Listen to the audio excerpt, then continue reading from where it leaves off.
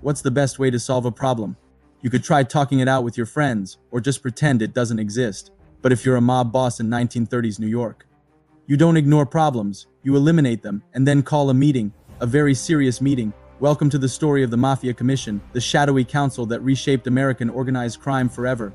The 1920s were a golden age for gangsters. With the US government banning alcohol through Prohibition, a booming black market emerged overnight. Suddenly, bootlegging, speakeasies, and bribes weren't just for thugs, they were big business. And in cities like New York and Chicago, crime syndicates exploded. But with more power came more conflict. Rival gangs fought over territory, cash, and respect.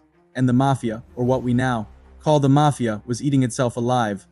At the center of this chaos were two men, Joe the Boss Mazzaria, an old-school Sicilian mafioso who wanted all the power for himself, and Salvatore Maranzano, a rival boss with his own ambitions. Between 1929 and 1931, their war, known as the Castellammarese War, turned the streets of New York into a battlefield. Dozens of men were gunned down, but behind the scenes, a younger generation of gangsters was watching. They were smarter, more business-focused, and far less interested in the old mafia rules of loyalty and tradition. Leading them was Charles Lucky Luciano. Luciano grew up in New York's Lower East Side and understood something the old dons didn't. Crime could be organized like a corporation. Alongside allies like Meyer Lansky, a Jewish mobster and criminal genius, Luciano envisioned a multi-ethnic, nationwide syndicate where money came first and bloodshed came last. In 1931, Luciano made his move. Mazzaria was assassinated, allegedly set up by Luciano himself. Maranzano took over, declared himself boss of bosses, and began restructuring the mafia. But his reign didn't last. Just months later, he was also murdered, again with Luciano's blessing. With both old bosses gone, Luciano stepped in and revolutionized the mafia. In 1931, Luciano founded the Commission, a kind of mob boardroom.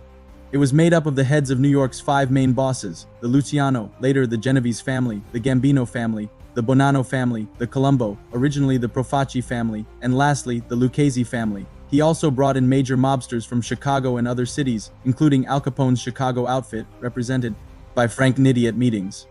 Instead of one boss ruling them all, the commission would settle disputes, approve murders, and manage national rackets, from labor unions and construction to drugs and gambling. It was corporate crime, decades before Wall Street got into it, but keeping order didn't mean things got peaceful. Luciano and Lansky also backed a secret enforcement arm known as Murder Inc. This was a crew of contract killers, many Jewish and Italian, run by Louis Lepke Buchalter and Albert Anastasia. If the commission needed someone removed quietly, or not so quietly, Murder Inc. handled it. They were the hit squad for hire, and they left a trail of bodies across the country. The commission changed everything. It turned the mafia from street-level gangs into a nationwide syndicate with rules, strategy, and profit sharing. And it wasn't just Italian. Through alliances with Jewish gangsters like Lansky and Bugsy Siegel, the American underworld became more connected and efficient than ever before.